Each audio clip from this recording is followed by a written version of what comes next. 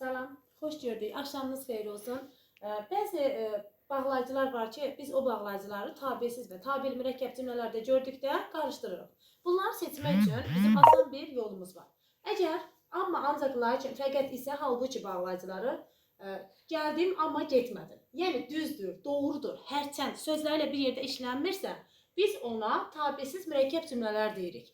Və yaxud da tabesizlik bağlayıcıları həmçə sözlər arasında işlənir. Getdim amma görmədim. Yəni həm gedən mənəm, həm görməyən mənəm. Həmin zaman həmçə sözlər arasında işlənmiş qarşılaşdırma bağlayıcısı sayılır.